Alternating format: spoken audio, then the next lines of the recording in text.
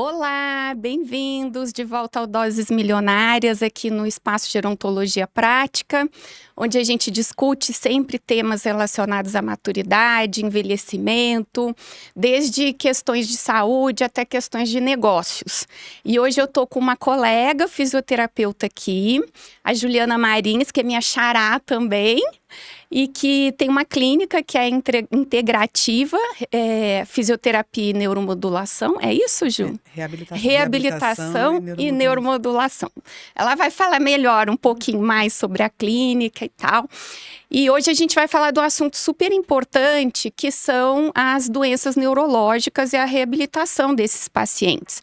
Porque são pacientes que trazem com eles uma complexidade de problemas sobre os quais a gente precisa intervir na reabilitação. Então, desde a questão da fisioterapia, da fono, de todo o aparato profissional para reabilitação, até a adaptação ambiental, até ajudar esse paciente a retornar para o mercado de trabalho, se for um paciente um pouco mais jovem, que ainda não está aposentado e que precisa, às vezes, até mudar de profissão, a depender das sequelas que ele ficar.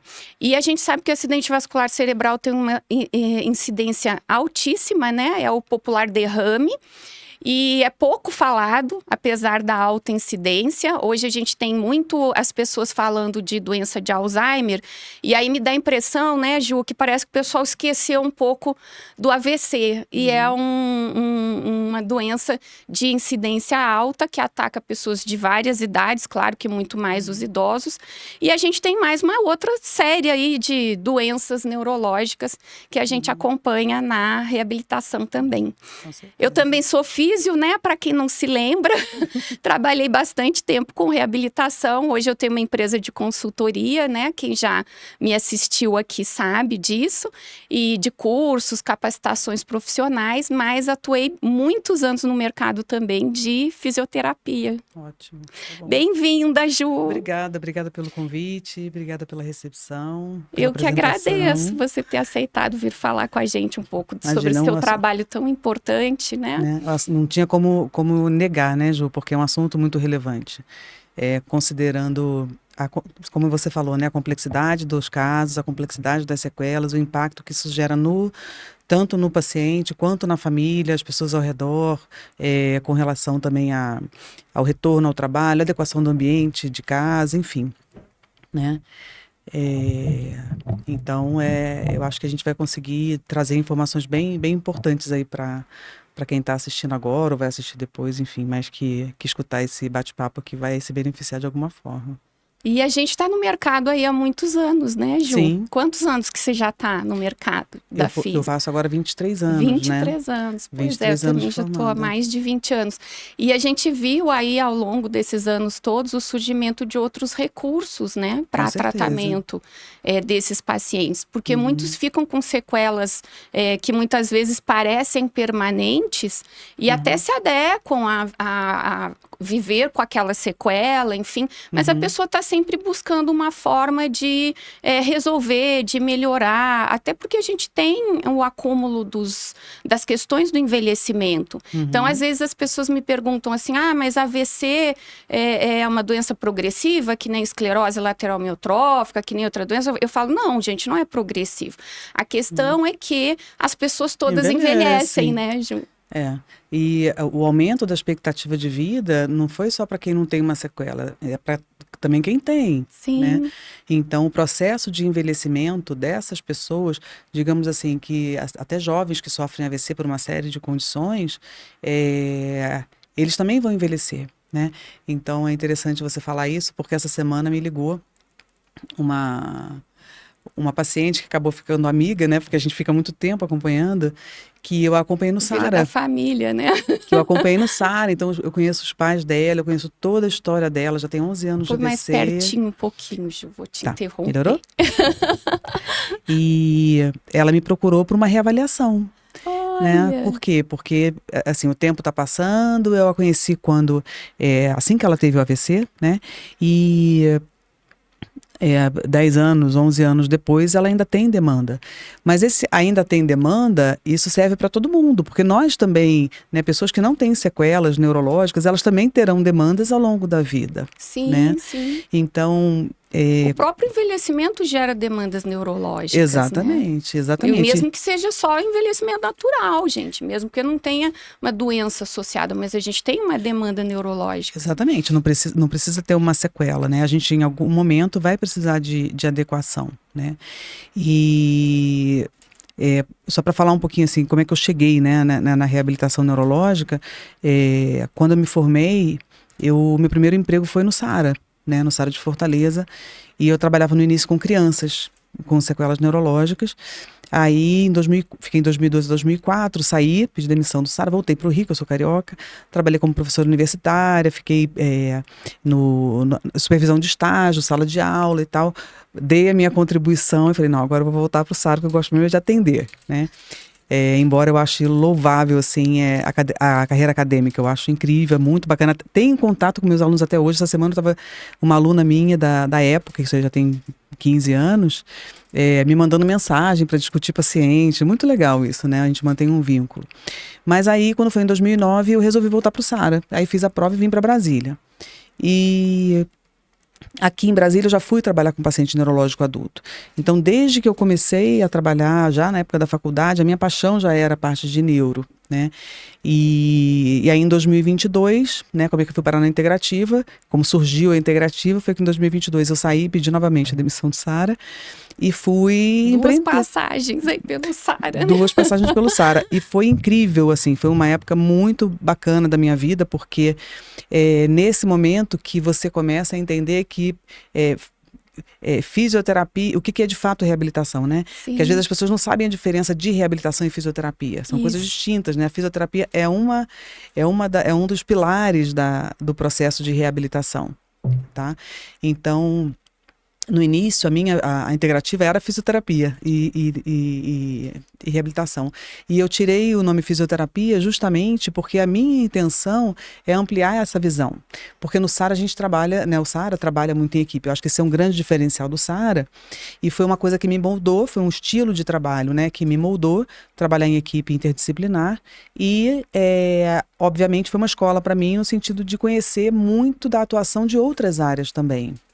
Né? Então, a gente conseguindo esse olhar um pouco mais voltado para a questão da comunicação, né? Seja com a fonoaudióloga, seja com um psicopedagogo, com um psicólogo, com um terapeuta ocupacional, são profissionais que agregam muito também.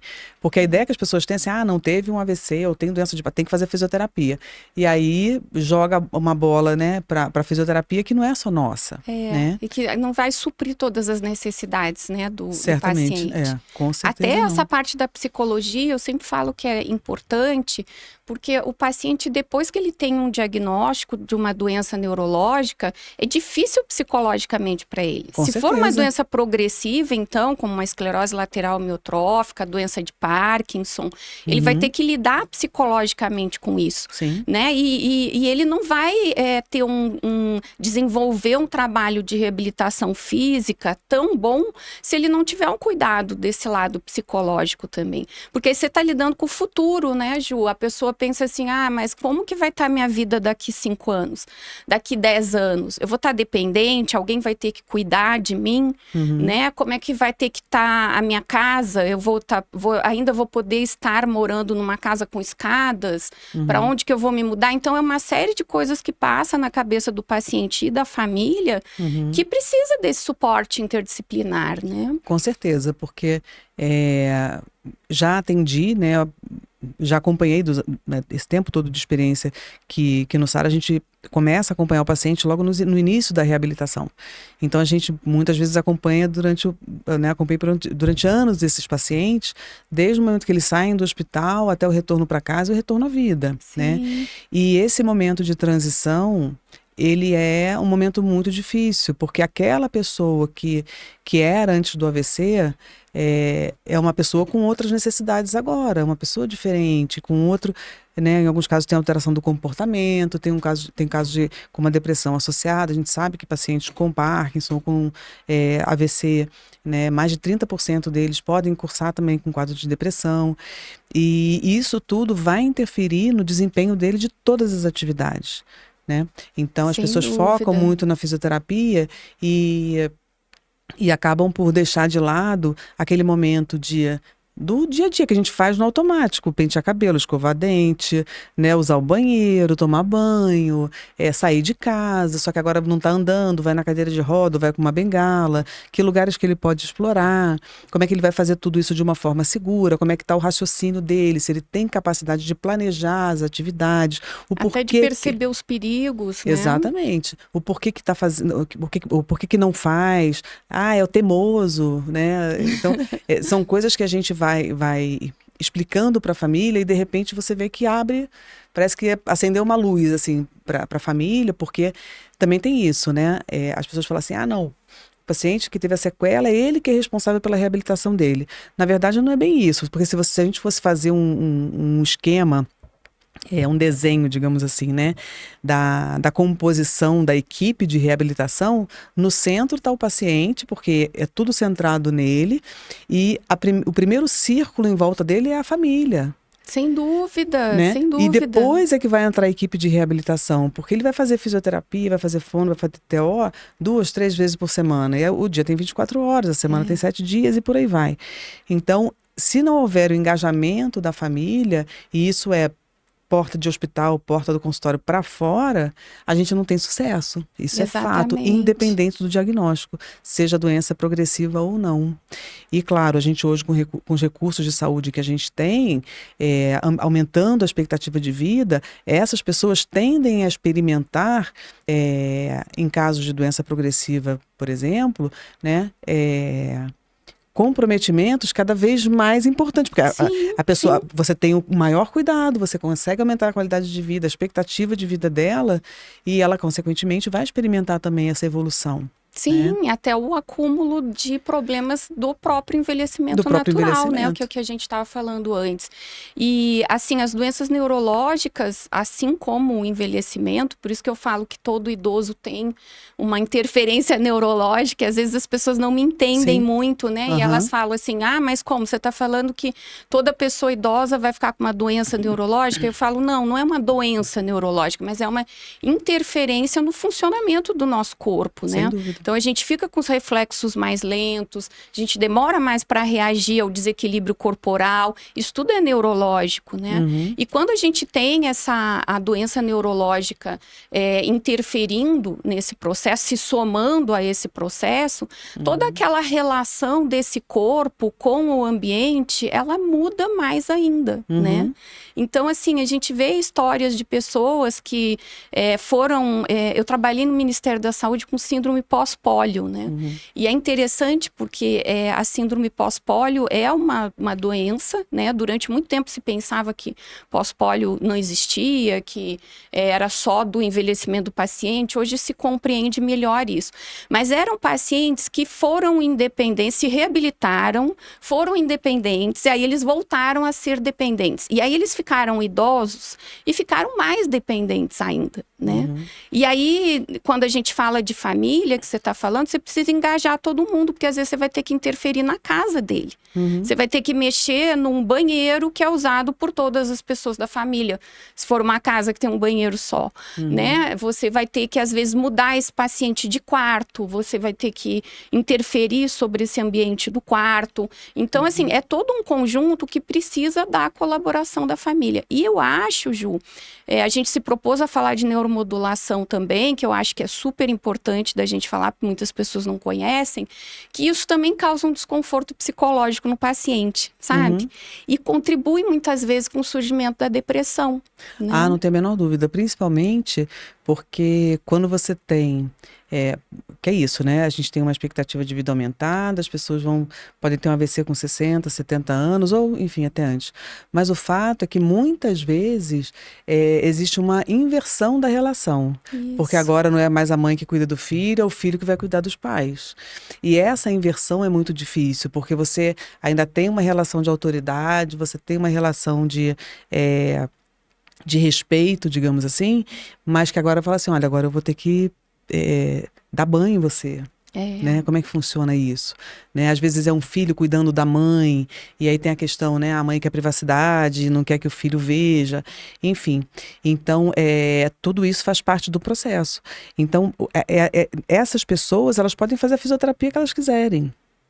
Né? Porque se isso não for, assim, se o que se espera não for transmitido para casa, para as pessoas que estão lidando, né? Até no próprio manejo, em pessoas que ficam com alteração de comportamento, alteração da fala, enfim, e tem as alterações de humor também que podem interferir muito, esse processo do enfrentamento e da reorganização não só do ambiente, mas da cultura da família, da estrutura familiar, de quem está cuidando, quem não cuida, quem cuida, passa para o filho, passa para o outro, porque geralmente acumula a responsabilidade sobre uma pessoa. Que é né? a sobrecarga do cuidado, Que é a né? Eu sobrecarga... acabei de lançar um curso, Exatamente. né, falando sobre isso, depois vou falar mais sobre ele para vocês. Mas essa sobrecarga, né, de cuidado. Sim. Então tem que ter uma decisão de todos de participar desse processo de reabilitação. Sim. Né? E aí a gente vê também que a depressão ela também começa a atingir os familiares, né? Sem dúvida. Então, porque é uma perda. Eu falo assim, Sim. que é uma morte de uma pessoa viva, né? É um processo de luto. A morte de uma pessoa que está viva, que virou, às vezes, outra pessoa, né? Ou era sua mãe, virou sua filha, ou era seu marido e, de repente, não é mais o seu marido, é você que vai ter que tomar a frente da casa, das economias da família, do cuidado em si, e aí você ficou viúva de um marido vivo, né? Sim. E aí as pessoas, elas tendem a buscar sempre soluções para isso e elas ficam, às vezes, muito desesperadas, né, Sim. Ju? Isso as leva a procurar tratamentos que, às vezes, eu sempre falo isso, não tem comprovação científica. E uma coisa que a gente tem visto hoje, que ajuda bastante os pacientes, é a questão da neuromodulação, né? Então, Sim. queria que você falasse um pouquinho pra gente sobre o teu trabalho com a neuromodulação, Tá. que é um diferencial da tua clínica também, né? Ah, com certeza, Ju. A neuromodulação, quando chegou para mim, foi uma novidade que eu até então não conhecia, até enquanto eu estava no SARA, né? Só para contextualizar, quando a gente fala do processo de reabilitação, que a gente quer que o paciente leve para casa e possa reproduzir aquilo que a gente orienta, né? A gente tenta usar o mínimo de recursos, digamos assim, aparelhagem, né? Aquelas clínicas, aparelhagem complexa, caríssima. Por quê? Porque a pessoa tem que ser capaz de reproduzir aquilo que você está fazendo na clínica, Sim. né? Então, isso é um processo de educação que o SARA faz e que muitas vezes as pessoas não compreendem isso. E é super importante. Que é justamente o momento que você sai daquele processo, daquela situação de total dependência para uma dependência parcial, digamos assim. Porque você fala assim, hoje ele não consegue ir na fisioterapia porque alguém não consegue levar, mas eu posso fazer com ele em casa. Sim. Né? Então, isso é fundamental. Quando eu saí do SARA e comecei a me conectar com outras pessoas, porque eu fui para network, né? Porque eu fui conhecer gente, foi uma época sensacional, porque aí veio o meu lado empreendedor que aflorou e que foi super bacana também. Mas com isso, eu sempre tive muita vontade de conhecer outras coisas. Eu conheci um neurologista, que eu passei uma tarde no consultório dele e falou assim, Ju, você conhece neuromodulação? Eu trabalhava com neuromodulação com dor crônica e depois por uma questão de curso do consultório, de vida, assim, ele teve que deixar. Eu falei, eu não conheço ainda não, mas ele falou, procura saber, faz o curso se fizer sentido para você, eu acho que você vai gostar. E como eu sempre trabalhei muito com neuro, né, e a gente tinha aquela crença, né, de que o cérebro tem uma limitação, né? Que as células morrem e não se regeneram. E não se regeneram e tal. É claro que tudo tem um limite, depois a gente pode falar um pouquinho sobre isso, mas o fato é que o momento de intervenção, né? Que você fala assim, depois de 2 anos o AVC já não vai mudar nada, já estabilizou e tudo mais. E isso não é verdade. É. E eu comecei a perceber isso quando eu implementei uma forma de trabalho, com base, obviamente, em tudo que eu já enxergava, que eu já tinha aprendido de bagagem, enfim. E comecei a entender como a neuromodulação funcionava, porque eu comecei a estudar. Eu fiz o primeiro curso e, na sequência, eu já fiz o segundo e estou fazendo até hoje, que eu sou, né? Então, eu gosto muito de ler, estudar. Cada paciente é um desafio, as pessoas são diferentes, enfim. E eu comecei a ver, Ju, com a neuromodulação, que eu já vou explicar como é que funciona, né? Que a gente consegue mudança nos quadros desses pacientes, né? Obviamente que tudo que a gente faz com neuromodulação tem embasamento científico, né? Não sai da cabeça, assim, né? Principalmente porque você está mexendo no cérebro, no sistema nervoso daquela pessoa. Sim, tá? tem que ter um planejamento, né? Tem que ter um planejamento, uma avaliação muito cuidadosa, um acompanhamento e uma percepção. Assim, você tem que saber orientar para a pessoa conseguir enxergar algumas coisas, mas enfim. E aí, diante disso, eu fui...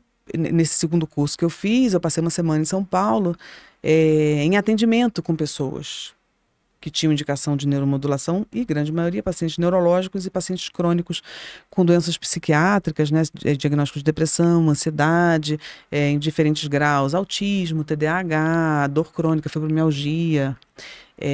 Super interessante, né, Gil? É muito interessante. E aí a gente ficava lá uma semana acompanhando aquela pessoa e você via a diferença. Eu falei, gente, eu acreditava que nada ia acontecer.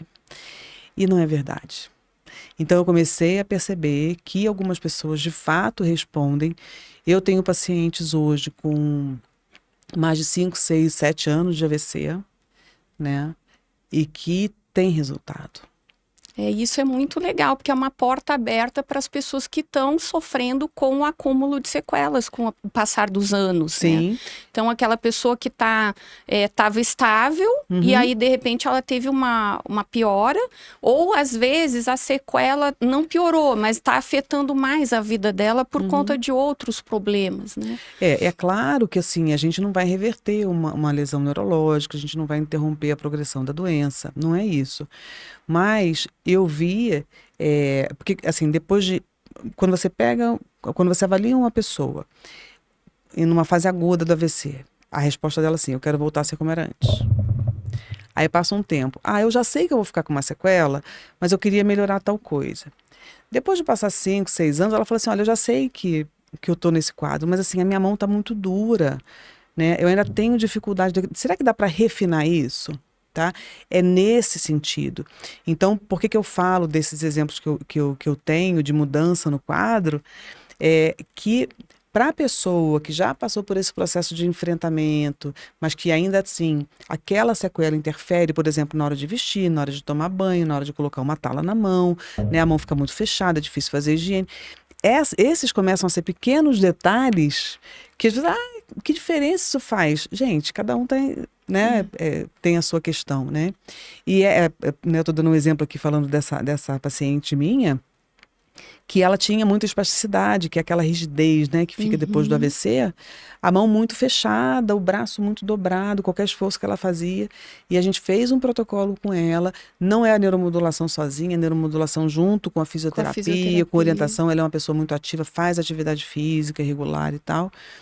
E o braço dela hoje é outro. Ou seja, ela consegue ter uma postura melhor, ela está mais segura para sair. Porque essas coisas a gente, né, tô falando assim, uma coisa mais técnica com relação à posição do braço, né? Mas a gente sabe como afeta a nossa postura, o dia a dia, quando você está com o braço mobilizado, quando você tem uma perna que está com dificuldade. Você vê como isso impacta na sua vida, né? Você Eu acho que isso ficar... é a grande riqueza da reabilitação neurológica, né? Porque às vezes é bem isso que você falou. O paciente olha pra gente, ou às vezes o familiar, e fala, mas melhorou tão pouco. Mas assim, uma mão que ficou mais relaxada vai deixar ele pegar uma toalha sozinha para ele se secar, por exemplo. Um braço que está menos dolorido, ele vai conseguir comer sozinho, ele vai voltar a pentear o cabelo. Então eu falo assim, a gente vive de pequenas coisas, né? Sim. Minha vida toda eu trabalhei com essa parte de reabilitação neurológica e reabilitação de idosos. E então é muito parecido, porque nós vivemos dos pequenos ganhos, porque os pequenos ganhos, eles são ganhos enormes para o paciente. Funcionalmente, né?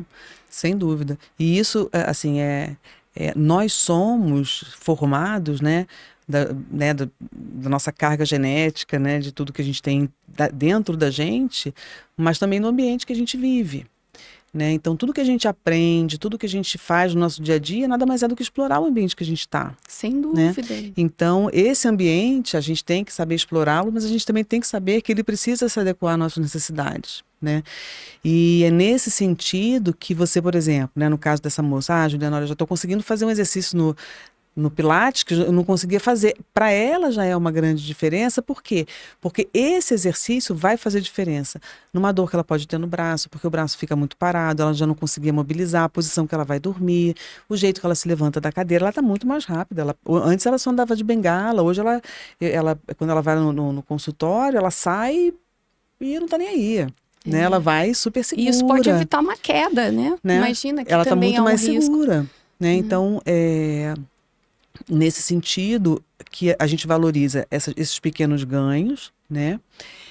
Algumas pessoas ainda se frustram porque tem uma expectativa ainda muito elevada com relação ao tratamento, mas aí que vem também o fato de, às vezes, não ter tido esse suporte psicológico que a gente estava falando, né?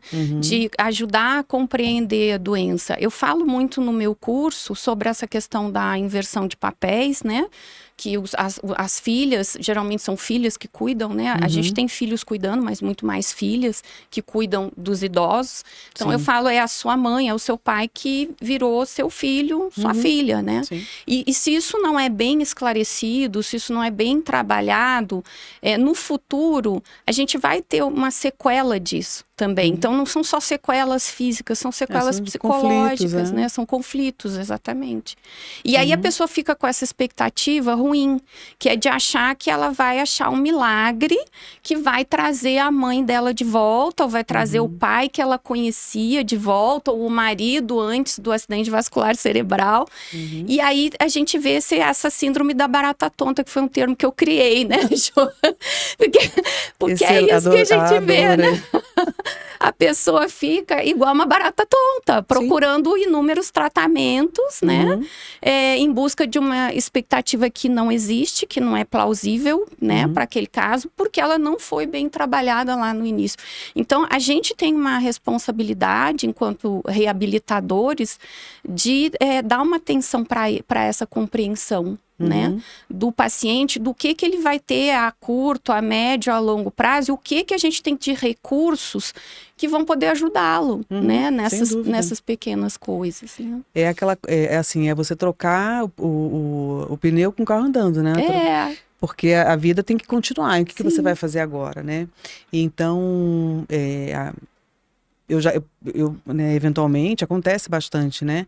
De pessoas me ligarem, de estarem com um familiar no hospital e quererem uma avaliação porque quer especificamente uma reabilitação para aquela pessoa, que ela tem que fazer neuromodulação. A pessoa escuta, assim, né? E aí quer tirar dúvida. Sim. Né? E aí, quando eu chego lá e começo a conversar, eu começo a ver que tem milhões de outras demandas. Sim. Né? Tem várias outras. Antes de qualquer intervenção que eu possa oferecer, essa pessoa está precisando de outros cuidados. Sim. Né? Que é de organização da família, uma casa para receber, sair da internação, porque isso é um processo difícil. Como é que vai estabelecer, colocar uma equipe de cuidado dentro de casa, porque tira a privacidade da família, muda totalmente a rotina. Nossa, eu trabalho direto com isso, né, Ju? Eu faço deshospitalização. Então, é isso. É uma casa que estava lá, o esposo, a esposa, um filho, né, ou um neto que às vezes mora com os avós, enfim. E aí, de repente, esse avô sofreu uma queda, ficou não sei quanto tempo no hospital e agora vai voltar para casa. E aí a pessoa fica naquela, e aí, eu compro cama de hospital, eu alugo, eu não compro, o que eu faço?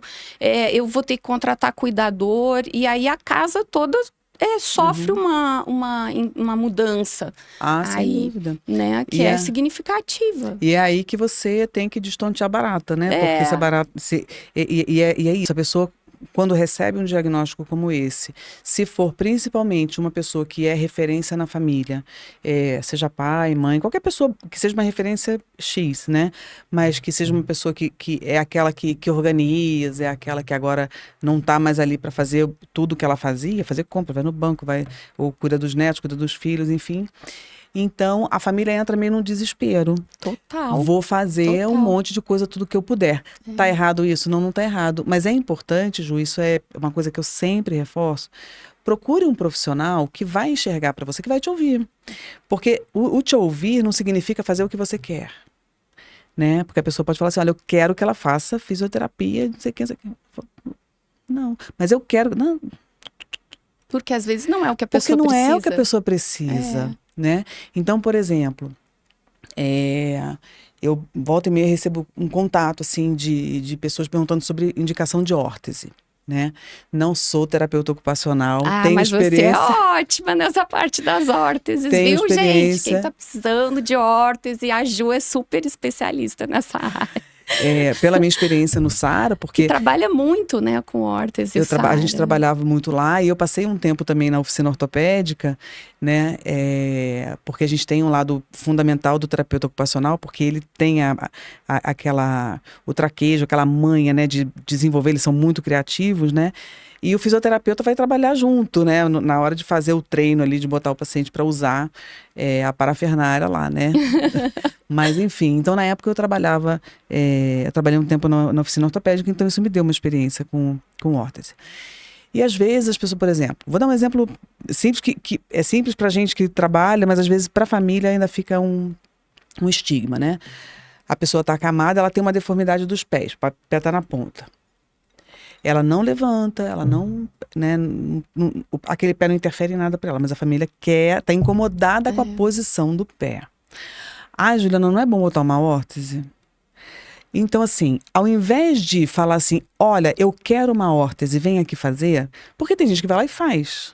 Sim, muito. E que não vai ter nenhum ganho funcional. Então, a gente tem que... custo-benefício. Eu já atendi pacientes, né, a vida inteira, depois de tantos anos, que a pessoa já tinha gastado não sei quanto. A família gasta, eles vão investindo financeiramente em coisas que falam assim, não, olha, usou isso aqui 2 vezes, usou isso aqui 3 vezes, gastou com R$2.000. Então, assim, a gente não compra uma bengala sem me falar. Isso é super importante. Porque, assim, é muito bom você ter a praticidade de entrar numa farmácia e comprar uma bengala. Sim, né? Mas às vezes não é a bengala que vai ajudar para aquele caso, né? Então, assim, eu já avaliei muitos pacientes que tinham um monte de aparato, um monte de coisa, tudo encostado. É super comum, né, Ju? A gente chegar em casa, eu que atendo em casa fazendo adaptação ambiental, é super comum eu chegar na casa do paciente, tá lá, tem um canto da sala lá que tem uma bengala que foi de 4 pontos, que foi comprada e não deu certo, não sei por que alguém indicou, uma outra bengala que aperta um botãozinho, faz barulho, aí o paciente não gostou, aí tem um andador, aí tem uma cadeira de banho com roda, uma cadeira de banho sem roda. E as pessoas começam a compra, e as coisas não são bem indicadas. Isso, exatamente. Não tem um fundamento. E é aquilo que você falou, o paciente, ele tem que procurar um profissional honesto e competente. Sim. Porque as pessoas querem vender.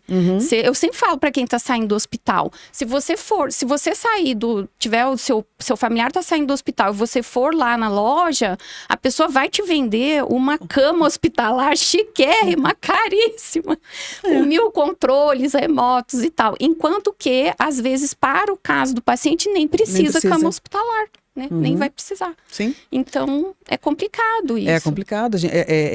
Eu sempre falo, né, assim, toma cuidado com o que vai fazer. Um exemplo disso, né, que foi um exemplo bem pessoal. Uma conhecida, mãe de umas amiguinhas da minha filha, a mãe dela tinha tido um AVC. Aí eu encontrei com ela na rua, ela falou assim, Ju, eu queria muito que você fosse lá em casa avaliar minha mãe, porque eu acho que ela tem que fazer fisioterapia, fazer neuromodulação e tal. Eu falei, ela tá acamada, saiu do hospital e a gente tá lá tentando encontrar tratamento para ela. Eu falei, tá bom, eu vou lá pra gente conversar. Quando eu cheguei lá, era uma senhora que ainda estava acamada, muito dependente e tal. Aí eu comecei, ela tem cadeira de roda? ela tem isso, ela tem aquilo, tá fazendo a fisioterapia, que vem em casa, dormir, quer? Tá. Aí eu falei assim, olha, ela não precisa de mim, mas vamos sentar aqui e fazer uma lista? Aí peguei um papel e fui anotando com ela algumas coisas que eu achava que era importante para ela se tranquilizar, porque a angústia de querer fazer tudo pela pessoa gera isso, né? A impulsividade fala assim, eu quero fazer de qualquer jeito. Aí você encontra um que fala que não, outro que fala que não, mas alguém vai dizer sim. Então ele vai até encontrar alguém que fale o que ele quer escutar, né? Então é importante a família ter essa noção, né? Então eu já avaliei, inclusive, ó, um caso, né? Que, obviamente um caso que foi mais trágico, assim, né? Que foi muito mais dolorido, né? Eu atendi um senhor que estava no hospital e ele tinha câncer e estava nos cuidados no hospital, enfim. E eu estava indo cuidar dele lá, né? E aí eu sempre que ia lá dava um feedback para a família e tal. E aí ela me ligou e falou assim, Juliana, eu preciso adaptar a casa para ele voltar para casa. Eu falei assim, olha, ele já recebeu alta? Ainda não. Então, olha, vamos fazer o seguinte, você está preocupada? Compra um apoio de lateral, né, um aparador, né, para cama, tal, para ele não cair.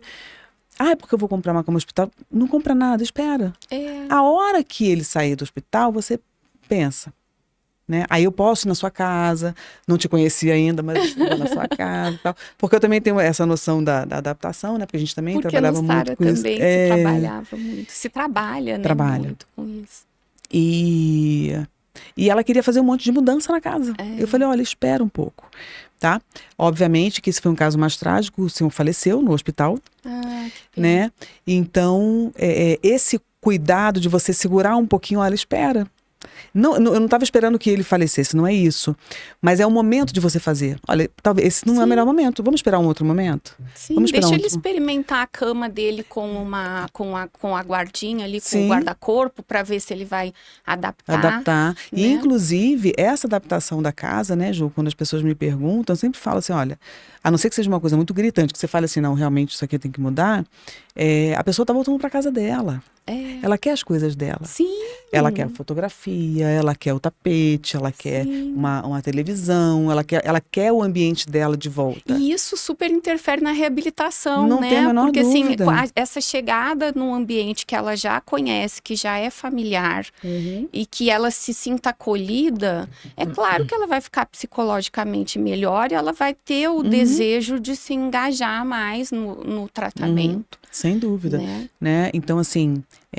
Não dá para devassar a casa. Eu sempre falo isso, gente, não devassem a casa da pessoa idosa, porque tem gente que quer fazer a limpa, né? Na hora da adaptação ambiental. Aí quer tirar o aparador que é cheio de porta-retrato, quer acabar com a estante, que às vezes tem itens de colecionador ali, de coisas da vida do idoso. Então, tem que ir um pouquinho devagar, né? Sim, com Primeiro certeza. a gente interfere na segurança, depois a gente vê como a gente vai mexer com essa decoração, com as cores, com a interferência que esse ambiente tem sobre o humor dessa pessoa, né? Então tem que ser uma coisa gradual, mas as pessoas elas ficam muito ansiosas. Ficam, né? exatamente. E elas acabam indo, elas se desgastam emocionalmente, se frustram muitas vezes, nesses casos, assim, a pessoa, como eu atendo, né, pessoas com doença crônica, às vezes eu chego num momento um pouquinho mais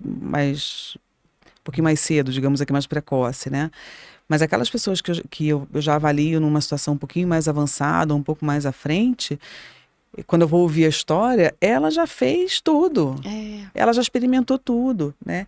Então, é interessante, assim, que as pessoas procurem, né? Eu falo muito da neuromodulação também sobre isso, porque eu recebo muita procura de pessoas assim, olha, tá hospitalizado ainda, tá no hospital, não tem previsão de alta, não é bom começar a fazer logo a neuromodulação, entendeu?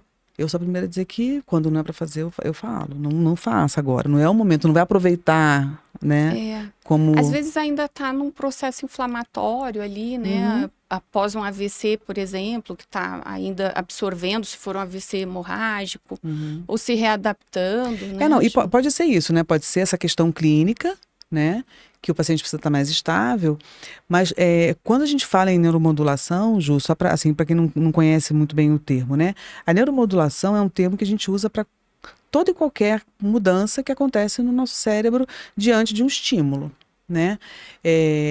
Que vem junto, como consequência, o processo de neuroplasticidade, que é aquela adequação do cérebro para as atividades que a gente faz, para a exploração do ambiente e para o nosso processo de formação da nossa inteligência, do aprendizado, enfim. Tá? Isso. É bom a gente falar de neuroplasticidade, porque as pessoas às vezes acham que neuroplasticidade é que a célula se reproduz ou volta à vida, né? É ressuscitada. Mas não é isso, é porque a gente aumenta as conexões cerebrais, né? Então, E para essas conexões acontecerem, a gente precisa de experiência. Isso. Então, é aquilo que eu falo, não adianta ir para a clínica, fazer a fisioterapia e depois não fazer mais nada.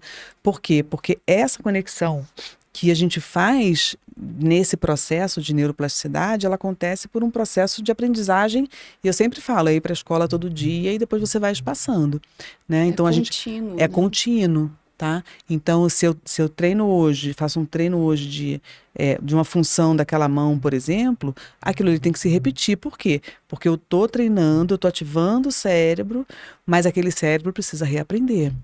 Tá? Eu não estou botando nenhuma célula para viver, porque a célula não vai voltar a viver. Mas se existe um neurônio conectado, se ele está vivo, ele vai se conectar com o outro. Tá? E é justamente nessa conexão que a gente vai reforçando, tá? É que a gente gera aprendizagem. Com relação à neuroplasticidade, só para juntar aqui nesse processo do envelhecimento que você falou, né, Ju, que a gente fala tanto de envelhecimento, mas há algum tempo, né? Não muito, mas um tempo atrás, a gente não se sabia que neurônio nascia novo até a gente envelhecer, Sim. né? Então, a gente forma novos neurônios ainda, mesmo no processo de envelhecimento.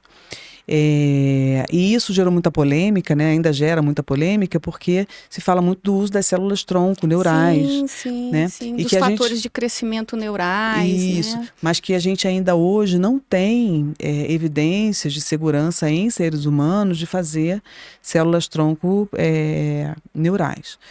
Mas o fato é que o nosso cérebro fabrica novas células, só que essas células, né, essa é a parte boa, mas existe uma limitação, porque essas células não são células que vão se diferenciar em qualquer coisa. Isso. Então, né, para quem tá ouvindo assim, não conhece, né, muito disso, o nosso cérebro é dividido em várias funções. Né? Embora ele seja todo conectado e tudo que a gente faz é uma complexidade muito grande, essas células novas, elas não vão para a área motora, elas não vão para a área visual, elas vão para áreas específicas de aprendizagem. Que bom se elas fossem, né, assim, por conta própria. Exatamente. Né? Porque aí seria quase que uma ressuscitação mesmo daquilo que a pessoa já perdeu, mas é preciso ter um trabalho para fazê-las. Isso, porque as células, elas têm funções, os neurônios têm funções diferentes, eles não são todos iguais, Sim. tá? Mas é por isso que nós somos capazes de aprender a vida inteira.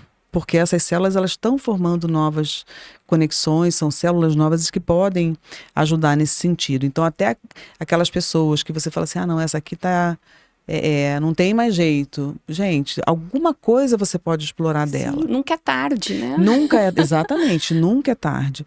E quando a gente faz a neuromodulação, eu nada mais estou fazendo do que ativar aqueles neurônios que ainda estão vivos, mas que de alguma forma eles não estão sendo bem explorados, ou você pode potencializar aquela atividade daquela região do cérebro, né? Então, vou dar um exemplo que eu sempre dou porque ele é bem prático. Ansiedade e depressão são doenças da atualidade, né? Gente, está tudo bem. Né, tem tratamento, a gente tem como abordar. É muito difícil, é difícil tomar medicação, eu falo por experiência própria, porque às vezes acumular medicamento, combinar medicamento, aumentar a dose é complicado. Tá? A gente tem os efeitos colaterais, muitos efeitos colaterais. Exatamente. E isso é momentâneo, curto prazo. Você imagina isso a longo prazo, né? Como é que isso não vai ter impacto nas pessoas? E a gente vive num mundo estressante. A pandemia está aí, você viu quantas pessoas ficaram com sequela. Sim. Mas enfim, então, quando você faz um tratamento, por exemplo, para depressão, que você toma o remédio, esse remédio que você toma, ele é um neuromodulador. Ele vai atuar naquela região do cérebro, tentando equilibrar um pouco mais aquela atividade que está em desequilíbrio, provocando os sintomas de depressão e ansiedade, por exemplo. E a neuromodulação, que é um tratamento que é não invasivo, praticamente não tem efeito colateral, não é milagroso, não, mas ele é um tratamento que vem se mostrando com níveis de evidência muito altos, como é o caso de ansiedade e depressão, doença de Parkinson, que nós temos resultados Eu ia te pedir para falar de excelentes. Parkinson, que é muito legal, né? A neuromodulação faz isso. Ela vai fazer a mesma função que aquele remédio, mais ou menos, né? Mas de uma forma não invasiva e sem efeito colateral. E aí você começa a ter resultado com a neuromodulação. E eu estou vendo isso, né? Eu estou atendendo uma moça de 22 anos com diagnóstico de autismo, fobia social e uma ansiedade muito grande. A fobia social dela é do nível assim, trancou a faculdade, não consegue mais frequentar. E fobia social de eventos dentro de casa, familiares inclusive. Nossa. Bem assim... E muitas pessoas ficaram com fobia social, não só as pessoas com autismo, mas assim, depois da pandemia, né? Pela essa questão da gente ter trabalhado em casa, enfim, teve gente que não conseguiu voltar para o trabalho presencial. Né? E porque muitas pessoas vivenciaram situações muito trágicas, né? Perda de familiares, né? Sequelas nelas mesmas, enfim. Mas essa moça que eu estou atendendo com a neuromodulação, ela, em uma semana, ela teve uma resposta incrível, assim. Então, quando eu falo assim, eu comecei a trabalhar com neuromodulação, é porque a gente vê resultado. Sim. Vê resultado. E vê na hora. Teve um paciente meu, ele tem doença de Parkinson, ousado ele, né? A gente já via que dava resultado no começo, porque ele já está em acompanhamento comigo há um tempo, né? Mas um dia ele chegou rígido, né, no consultório. Eu falei, o que houve? Não tomei remédio hoje. Eu falei, você não pode fazer isso, porque a neuromodulação, você não pode mexer em médico. Mas eu quero ver o efeito que a neuromodulação vai causar. E eu até filmei, ele está no meu Instagram. Gente, é impressionante. Né? Aí quando ele terminou, ele pegou a medicação e tomou. Gente, não façam isso em casa, tá? Não deixem de tomar o remédio. Não deixem de tomar o remédio, isso é muito feio. Mas assim, eu conto esse caso, assim, né? Porque para você ver como a neuromodulação atua sobre os mesmos neurônios que também estão sofrendo essa intervenção da medicação. Não deixa de ser uma prova científica. É uma prova, né? A gente consegue enxergar, né? Pacientes com demência. A gente tem muito paciente que não responde a remédio também. Tem. Né? E da mesma forma vão ter pacientes que não respondem a neuromodulação.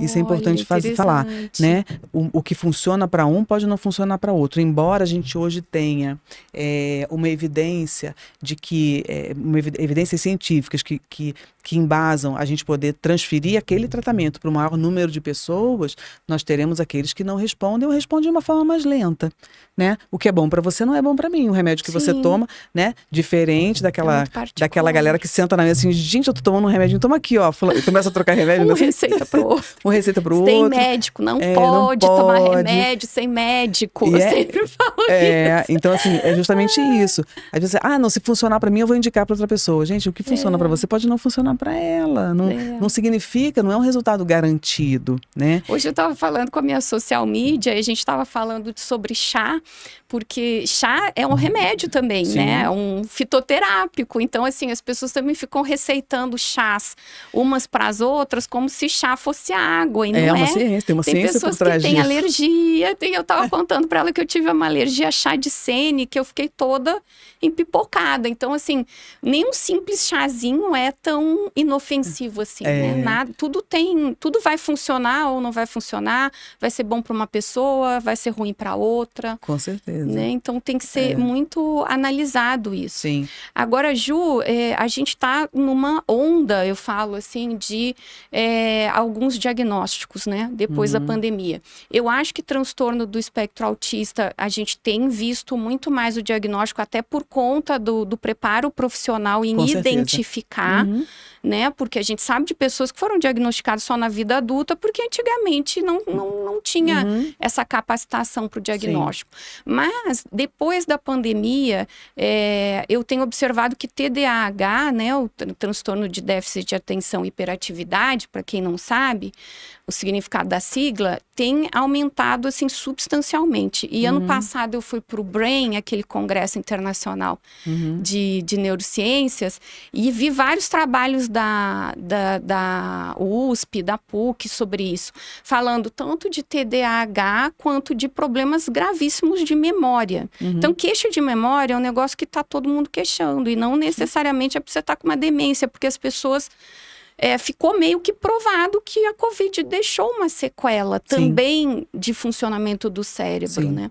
E a neuromodulação, ela pode ajudar nisso, Ju? Pode, né? Quando a gente fala de questões de memória, eu sempre costumo dizer assim, claro que não é a ferro e fogo, né? Sim. Mas a neuromodulação, ela trata sintomas, né? Então, você fala assim, Ju, a neuromodulação trata uma determinada síndrome. E eu sempre digo que o tratamento que a gente oferece para o paciente, o protocolo que a gente traz, é tudo baseado na literatura.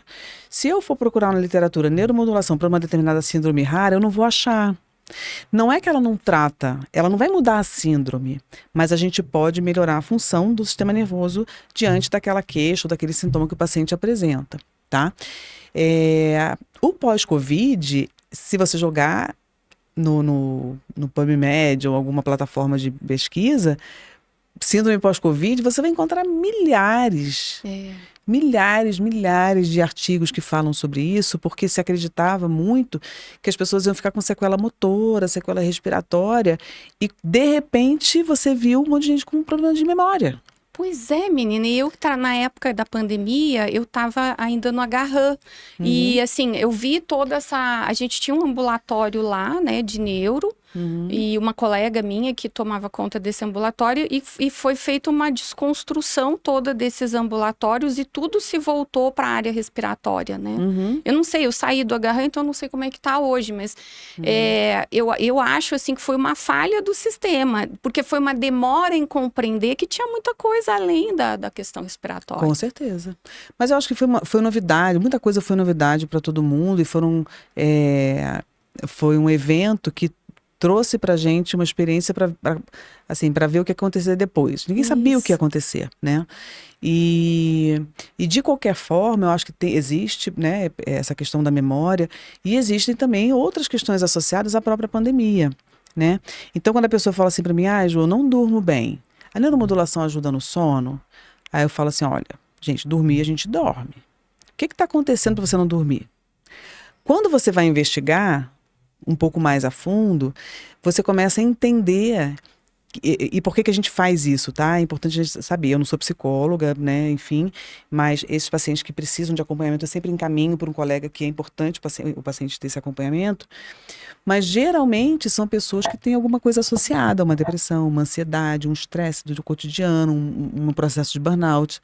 Então, não é o sono em si, é uma situação de vida que está fazendo com que aquela pessoa não durma bem. Sim, né? sim. E por que eu faço tantas perguntas? Porque quando a gente vai fazer um protocolo de neuromodulação, eu preciso escolher a área do cérebro que eu vou tratar.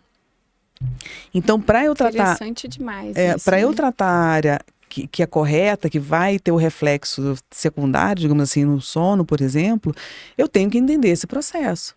E da mesma forma, eu tenho que falar assim, olha, eu não sou psicóloga, mas você precisa de um. Você precisa do psiquiatra, não muda a vida, até porque a neuromodulação não é milagrosa e não trabalha sozinha, né? Sim. Então, a neuromodulação também é interdisciplinar, digamos assim, né? Ela vem como uma forma de você potencializar o teu resultado, de você acelerar o teu resultado naquele tratamento, mas ao mesmo tempo, a neuromodulação otimiza, né, o aproveitamento em outras áreas, né? Então, ajuda sim na memória, tá? Os déficits de memória, eles são, né, o déficit de memória é multifatorial, né? Não quer dizer que você está com uma demência. Demência é um diagnóstico de outra coisa, tá? Mas a dificuldade da memória muitas vezes está pela quantidade de informação que a gente tem. E que a gente recebe hoje, né? Nós somos hiperestimulados, né? E a gente precisa esquecer algumas coisas, né? Ai, me lembrei do livro do professor São Vito, A Arte de Esquecer. Não é do Esquerdo. São Vito, é do Esquerdo, isso. Muito interessante, né? Porque realmente você precisa abrir espaço, porque você guardar tudo. Né? Então, assim, o esquecimento, ele é necessário. Né? Porque se você não esquece, isso começa, o excesso de passado que vai te causar uma depressão, o excesso de futuro que vai dar uma ansiedade, o excesso de presente vai te estressar. Então, assim, vamos tentar encontrar esse equilíbrio. Não é fácil. Então, se não está fácil, procura ajuda. Sem dúvida. Eu recebo pacientes, eu tenho médicos parceiros, né, neurologistas, psiquiatras, geriatras, que às vezes não conhecem o tratamento, às vezes quem leva é o paciente, né? E o médico falou, o que você vai fazer com essa neuromodulação? E aí a gente troca ideia e a gente começa a ver resultado. É interessante porque eles vão trocando também, né? Eles falam, não, traz aqui para eu ver o que aconteceu, vamos ver o resultado, se ajudou, enfim.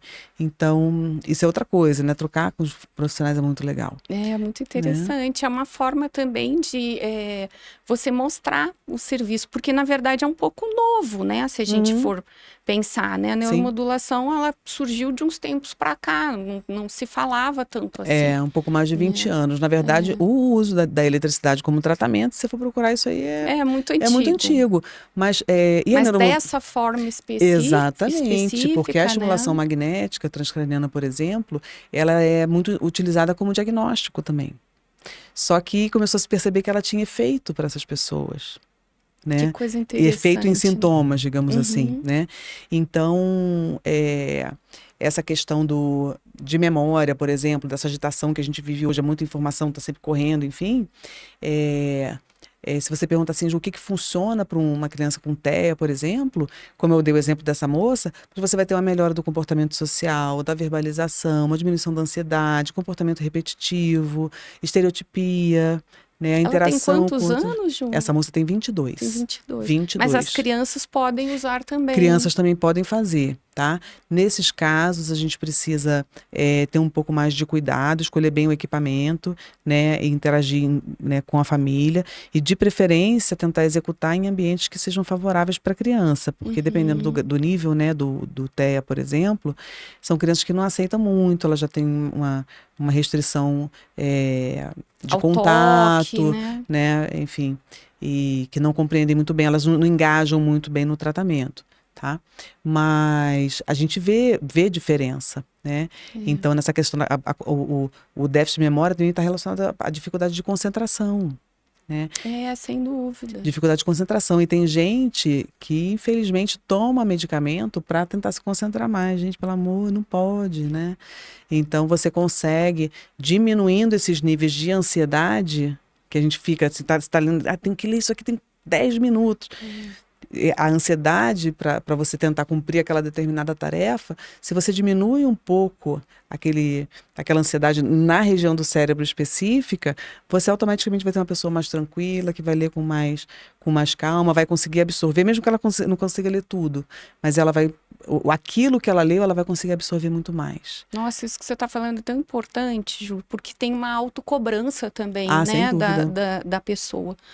Hoje, como a gente tem muito recurso, né, de tratamento para tudo, então tem uma autocobrança, então a pessoa se autodiagnostica às vezes, mas eu preciso de tal coisa porque minha memória tá ruim, né, e não necessariamente é isso, às vezes a pessoa tá num momento de estresse que ela tá fazendo mais do que ela dá conta de fazer. Sem dúvida. Você sabe que eu, essa semana, estava pensando sobre mim mesma em relação a isso, né? Eu falei, gente, eu vou ter que dar uma cortada em determinadas atividades que eu faço, porque eu tô com problema de memória, mas a minha memória não é a memória, que eu tô fazendo mais do que eu dou conta de fazer.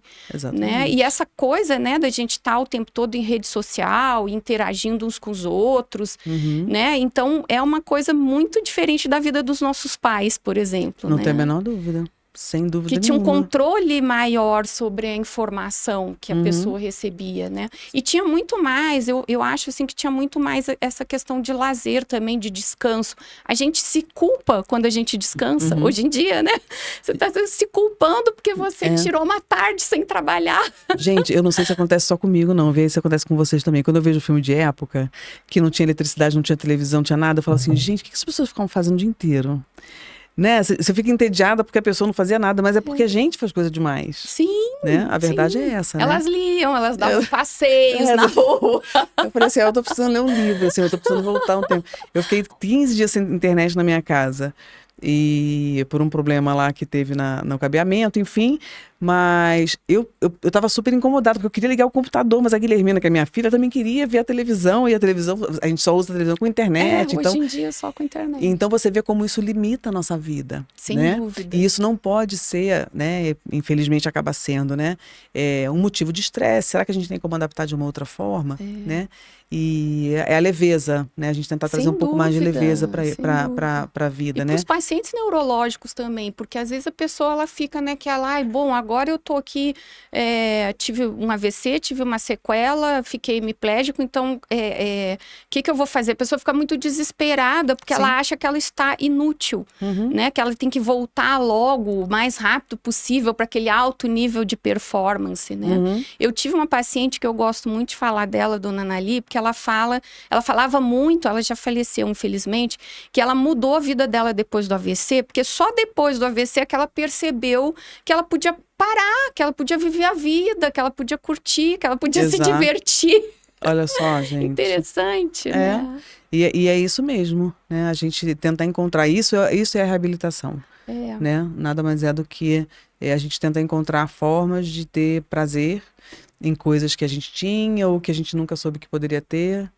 E é importante, como você falou, né? Profissionais que acolham, que escutem e que a gente seja um pouco mais humano, né? Sem que eu dúvida. falo para o paciente, gente, fisioterapia é chato demais, gente. Você vai ficar... Vai tomar um sorvete, vai tomar um milkshake. É repetitivo, né?